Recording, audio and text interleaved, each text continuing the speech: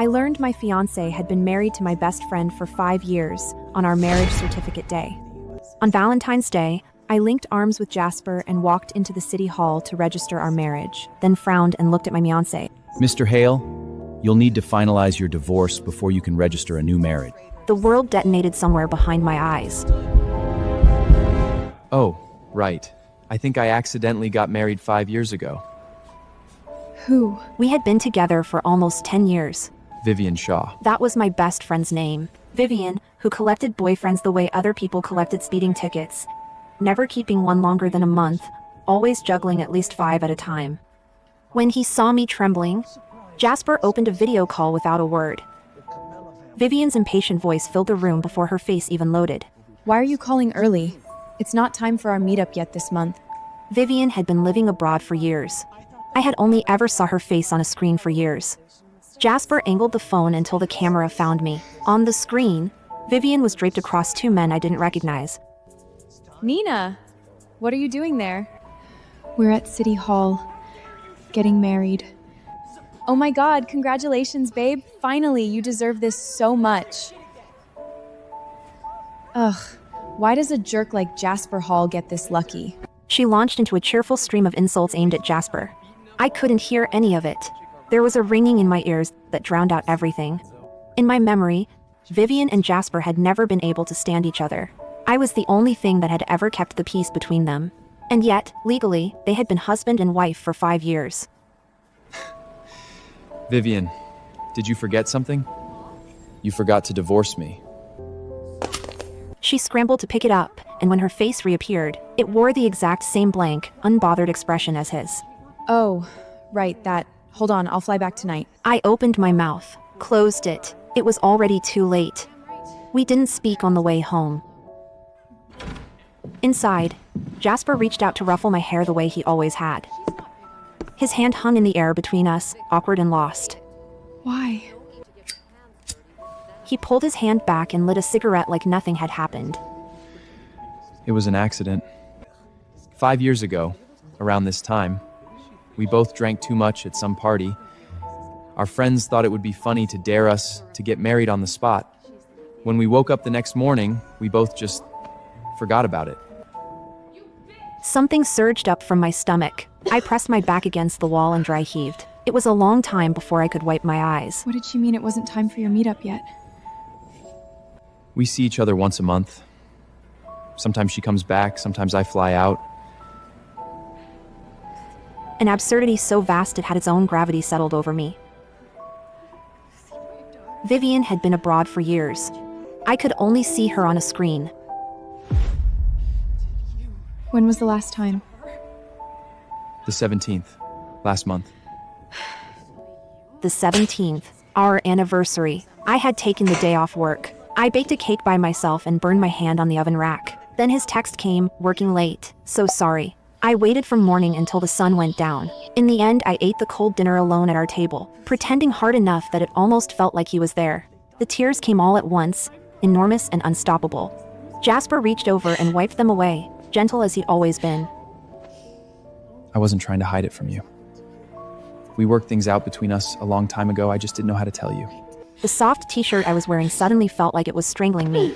I shoved him away and tore through the room, glasses, books, anything I could reach. Get out! Get out, Jasper, you make me sick! A shard of glass sliced past his temple. Okay. Calm down. There is nothing going on between me and Vivian. If I wanted her, do you think you'd even be here? She comes back tonight, we file the divorce, and then you and I get married. That's it. He walked out without looking back. I pressed my palms over my face and started to laugh. I laughed until the room spun, until the tears wouldn't stop. When I came downstairs the next morning, Vivian was curled up on the couch. Nina, you're up early. Did I wake you? She was my best friend. Even after all those years abroad, she still had a key to our place. She always had. But when Vivian bounced up and threw her arms around me, all I could think about was those 2 names glowing on the marriage registry screen. My stomach turned over and over. I couldn't stop the thoughts. How many times had they been here, in this apartment, while I was away? Every time Jasper said he was working late, was he here, with her, in our home? I ran for the bathroom and didn't stop until I was on the floor, arms around the toilet. When I finally managed to stand, Jasper and Vivian were in the doorway, side by side, wearing the exact same worried expression. I laughed, short and sharp, like something tearing. They even looked like a couple. Vivian's brow creased. She kicked Jasper hard in the shin. I trusted you to take care of her. This is what you call taking care of her? Since when is she yours to guess it? Since when is she yours to give away? Keep it up, and I'll take her back overseas. You'll never see her again. They were off, the two of them trading blows like they'd been doing their whole lives. Except I was supposed to be the subject of this conversation. I was still barely holding myself upright against the wall. They couldn't see me at all, as if this apartment only had room for the two of them. That was when it finally, slowly, landed. In their world, I had never been anything more than a supporting character. By the time I met them, the two of them had already been at each other's throats since kindergarten. I was 12 when my family moved into the gated community. Most of the kids there were third or fourth generation money. I was the daughter of a man who'd made his fortune overnight, new money, rural roots, and no amount of coaching could scrub the roughness out of me. They looked down on me. They were also too smart to make an enemy of me outright. When I got into the same private school, the quiet exclusion got worse, the kind that leaves no marks. That was when Vivian and Jasper found me. I knew Vivian first. She'd mentioned her rival. That rival turned out to be my new desk partner. Their families had been close for 5 generations, neighbors and business partners. Even a childhood betrothal once, a match their parents had called off after Vivian and Jasper's fighting got so bad it couldn't be ignored anymore. The Shaws were the kind of family that never believed in rules, and Vivian had grown up knowing it. By the time she was an adult, nothing had changed. She never had fewer than 5 boyfriends running at the same time. Jasper was the opposite. The Hale family was old and serious, their name carrying weight in every room. Vivian mocked him constantly for being rigid, traditional, buttoned up. He called her reckless. She called him a fossil. The only time they could be in the same room without someone ending up hurt was when I was between them. In high school, they once went to their parents, both sets of them, to fight over who got to sit with me at dinner. They threatened each other with stock holdings. I had to talk them both down from opposite ends of the argument. And it took the better part of an evening. Everyone said I was lucky, protected by both heirs. Because of them, my path through that world had been smoother than it had any right to be. The day Jasper told me he liked me, I called Vivian and talked her ear off until sunrise. She spent the whole night insulting him. The next morning, they both disappeared for a few hours. When they turned up again, they were both bruised badly enough that the school called all 3 families in. The older generation still tells that story at dinner parties. They were like opposing poles, push them together and they'd fly apart. Only I had ever held them in the same orbit. When did it become like this? Had Jasper always loved Vivian, drawn to her freedom, unable to forgive her wildness? And had I always been the acceptable substitute? I dried my eyes and cut into the middle of their argument. I looked at Vivian. Forgetting to file for divorce for a day, a week, a month? Fine. I could believe that. But 5 years, Vivian? Was it on purpose? She opened her mouth carefully. We were both so drunk that night. Then how did you both remember the second I brought it up? You never forgot. Not for a single second. Jasper's face darkened. He shifted and stepped in front of her. That's enough, Nina. Look at yourself. He glanced at me, shaking, hair undone, and softened his voice. Barely. Stop making things up. Vivian and I are going to City Hall right now. Come back when you've calmed down. Don't bother. I'm leaving. Congratulations to you both. You're being hysterical, Nina. We'll be back in an hour. Try to act like an adult. Like he was the one who had a right to be angry. What was he angry about? My distrust? After 5 years of lying to my face, he still expected my trust? Then I grabbed my bag and went to the biggest bar I could find. All day, my phone never rang once. I came home past midnight, reeking of alcohol. Sound drifted from the guest room, low, breathless, unmistakable. Through the gap in the door, barely open. You knew this would destroy her! Why did you do it anyway? Jasper's hands gripped her shoulders, and there were tears on his face. This is the last time! Vivian, take our son and stay overseers. Don't come back.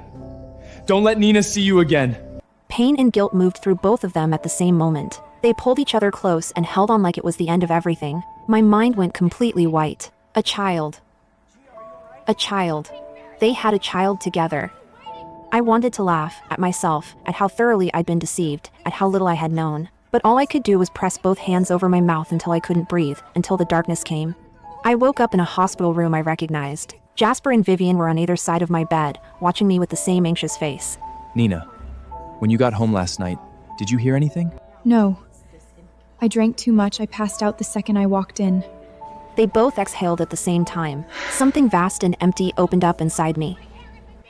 Vivian reached over and rested her hand on my stomach, her expression shifting to something scolding. Nina, you know you can't drink when you're pregnant, right? Every part of me went still. Why now? Why like this? What? Jasper looked more shocked than I was. The doctor told me just now.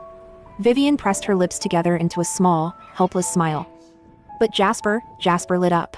A first-time father's joy, unguarded and complete, oblivious to anything else in the room. He and Vivian immediately began arguing about the baby's last name. I was pushed to the edge of the scene. As if the pregnant one wasn't me. I forced a smile and was about to say something when a small voice came from the doorway. Daddy, Mommy. The hospital room stopped breathing. Both of them went rigid. Jasper looked at me instinctively, and I couldn't look away from the boy in the doorway, the boy who was Jasper's face, 7 parts out of 10. The resemblance was too precise. There was no version of denial that could survive it. Nina, that's... Jasper started to speak, but the boy had already launched himself into his arms. Daddy, my head hurts. A man in a butler's uniform appeared behind him, bowing apologetically toward Vivian. I'm so sorry, ma'am. The young master kept asking for parents, and when he threatened to stop eating, I had no choice. That's enough. Finley, I told you I'd be back in 2 days.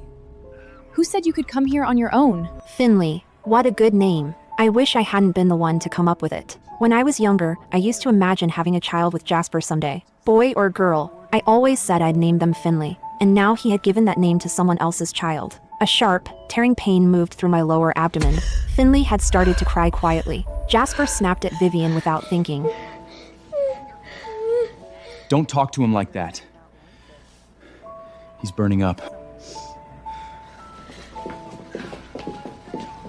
Jasper, Vivian, I'm in pain. I lay there, lips white, voice barely a sound. No one heard me. I reached up and pressed the call button on the bed rail, a bitter smile pulling at my mouth. No one looked back. Subscribe for the next episode.